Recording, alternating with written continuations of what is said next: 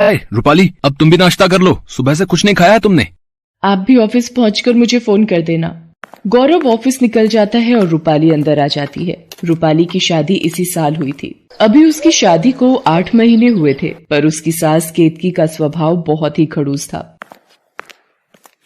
अरे, दरवाजे पर छोड़ने गई थी या सीधा ऑफिस छोड़कर आई है? पता नहीं ये आजकल की बहुएं गेट पर खड़ी पति से हंसी ठिठोली करने में बिल्कुल भी शर्म नहीं करती। और ये टिंडे की सब्जी में नमक डालना भूल गई थी क्या?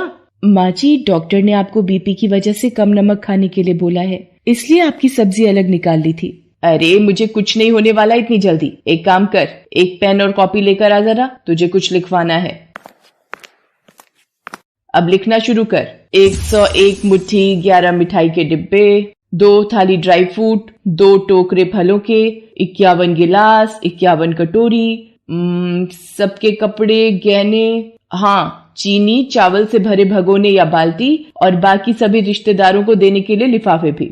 अब मुट्ठी खाली थोड़ी भिजवाऊंगी, लिफाफा भी तो देना होगा। चल, अब मम्मी को ये पूरी लिस्ट फोन पर समझा दे। पहला करवा चौथ है और शादी के बाद तो पहला करवा चौथ पूरे रीति रिवाज से होना ही चाहिए। भाई, हमने भी रिश्तेदारों को मुंह दिखाना है। केतकी, ये जो तुम कर रही हो ठीक नहीं है। हमारी खुद की भी बेटी है, कुछ तो सोचो। तुम चुप रहो जी, मुझे पता है मैं ठीक कर रही हूँ। तुम क्या जानो बहू का पहला करवा चौथ कितना बड़ा त्योहार है।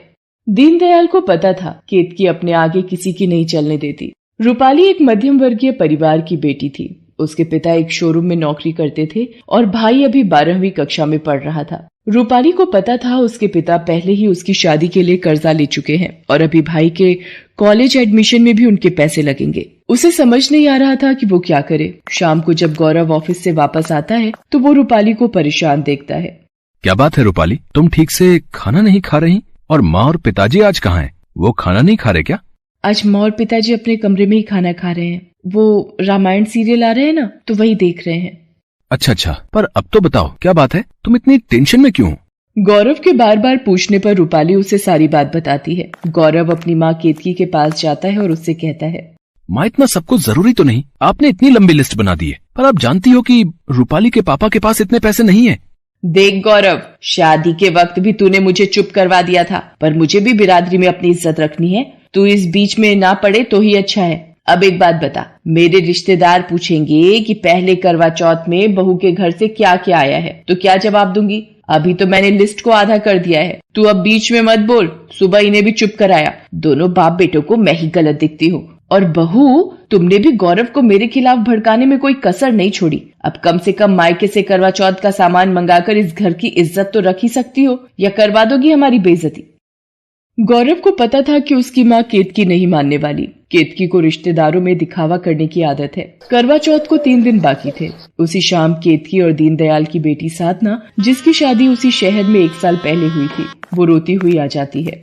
मुझे कुछ बता, तू जब से आई है रोए ही जा रही है। जब तक बताएगी नहीं पता कैसे चलेगा? दामाद जी को फोन किया है, वो भी फोन काट रहे हैं। साधना दीदी, थोड़ा सा तो कुछ खा लो। नहीं भाभी, मैं कुछ नहीं खाऊंगी न पीऊंगी। माँ रोहित ने अपनी बहन की बातों में आकर मेरे ऊपर झूठा इल्जाम लगाया है। पता नहीं उन्हें क्या हो गया है। कहते हैं मेरा किसी और के साथ चक्कर चल रहा है और उन्होंने उस लड़के को उनके पीछे घर आते देखा है। आप ही बताओ पिताजी, रोहित तो यहाँ तक बोल चुके हैं कि उन्होंने मेरे से शादी करके गलती की है। मेरा फोन भी छीन लिया है कि मैं उस लड़के से बात करती हूँ, और आज तो उन्होंने ये तक बोल दिया कि उन्हें मेरे से तलाक लेना है। चुप हो जा मेरी बच्ची, मैं दामाद जी से बात करूंगी। ऐसे कैसे वो अपनी बहन की बातों में आ गए? चिंता मत कर साधना, हम बात करेंगे दामाद जी से। तभी गौरव भी आ जाता है और उसे भी सारी बात का पता चलता है। वो रोहित को फोन करता है। रोहित जी, आप बिना आंखों से देखे साधना पर कैसे इल्जाम लगा सकते हैं? ये तो सरासर अन्याय है। गौरव, थोड़ा धीरे से बात कर, तेरे जीजा हैं वो, वरना बात और बिगड़ जाएगी। पर माँ, ये कैसे साधना पर बिना सोचे समझे? इसका मतलब क्या प्रीति झूठ बोल रही है? मेरी बहन की साधना से कोई जाति दुश्मनी नहीं है। ऊपर से साधना बोल रही है कि प्रीति गलत है। अब जैसे तुम अपनी बहन के खिलाफ नहीं सुन सकते, मैं भी नहीं सुन सकता। रोहित फोन काट देता है। गौरव भी परेशान हो जाता है। घर में सभी का मन खराब था। इसी बीच रूपाली की माँ उसे फोन करती है। रूपाली, जैसा तूने मुझे बताया था वैसा मैंने कोशिश की है कि तेरी सास को बस पसंद आ जाए। कल मैं तेरे पापा के साथ आऊंगी करवा चौथ का सामान देने। ठीक है मम्मी, वैसे साधना दीदी भी यहीं आई हुई हैं, आप उन्हें भी मिल लेना। रूपाली ने अपनी मम्मी को करवा चौथ के सामान के लिए फोन कर दिया था, लेकिन साधना की परेशानी में केतकी का सारा ध्यान साधना में ही लग गया था। रूपाली केतकी से कहती है, माँ जी सब्जियां और कुछ दालें खत्म हो रही हैं, मैं मार्केट से ले आती हूँ। पिताजी भी अपने दोस्त से मिलने गए हुए हैं, रात तक लौटेंगे। दीदी आप चलोगी साथ? नहीं रूपाली, मेरा कहीं भी जाने का मन नहीं है, तुम ले आओ। रूपाली बाजार चली जाती है। ये तो साधना दीदी की ननद प्रीति दिखाई पड़ती है, पर इसके साथ ये लड़का कौन है? और ये दोनों तो ऐसा लग रहा है जैसे एक दूसरे को अच्छे से जानते हैं। मुझे ये सब रोहित जी को दिखाना होगा, पर कैसे? हाँ, एक आइडिया है। रूपाली प्रीति और उस लड़के की अपने मोबाइल में फोटोज खींच लेती है और सीधा रोहित के ऑफिस पहुंचती है। भाभी आप यहाँ? पर मुझे साधना से रिलेटेड कोई बात नहीं करनी। वो मुझे धोखा देकर किसी और से प्यार का चक्कर चला रही है।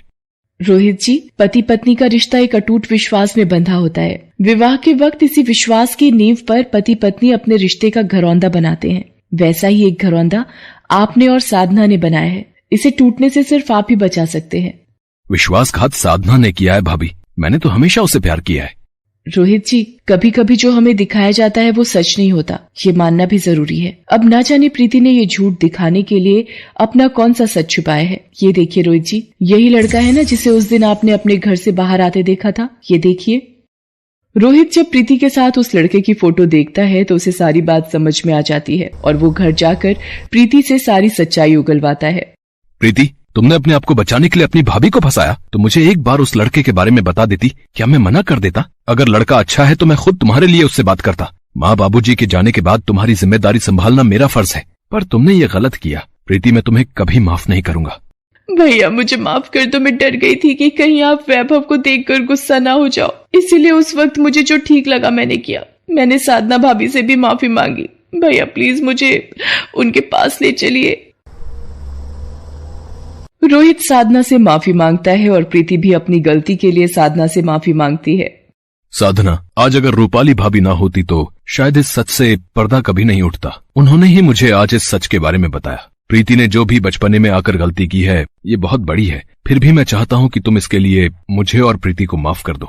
रूपाली भाभी, आपने मेरा घर खराब होने से बचा लिया। आज आपकी वजह से ही मेरी शादीशुदा जिंदगी बिखरने से बच गई। साधना दीदी, ये तो मेरा फर्ज था। अब आप रोना बंद कीजिए। कल करवा चौथ है, हम सब मिलकर इस व्रत को खुशी खुशी रखेंगे। अगले दिन करवा चौथ का व्रत होता है और रूपाली के मायके से उसके माता पिता करवा चौथ देने के लिए आते हैं। आपकी बेटी रूपाली हमारे घर की बहू है, ये हमारा सौभाग्य है। मैं शगुन की मट्ठी और मिठाई जरूर रखूंगी, पर ये गहने और रुपए ये सब तो मेरी जिद थी। मुझे ये सब कुछ नहीं चाहिए। हमें रूपाली के रूप में हीरा मिल गया जो अनमोल है। केतकी का बदला व्यवहार देखकर गौरव और रूपाली उसके गले लग जाते हैं और फिर रूपाली के मम्मी पापा खुशी खुशी घर लौट जाते हैं। केतकी, आज तुम्हारा ये व्यवहार देखकर मैं बहुत खुश हूँ। इसके बाद केतकी, रूपाली और साधना तीनों मिलकर कथा करती हैं और रात में चांद को अर्घ्य देकर अपना व्रत खोलती हैं। उस दिन सास बहू का करवा चौथ व्रत उनके रिश्ते में प्यार भर देता है।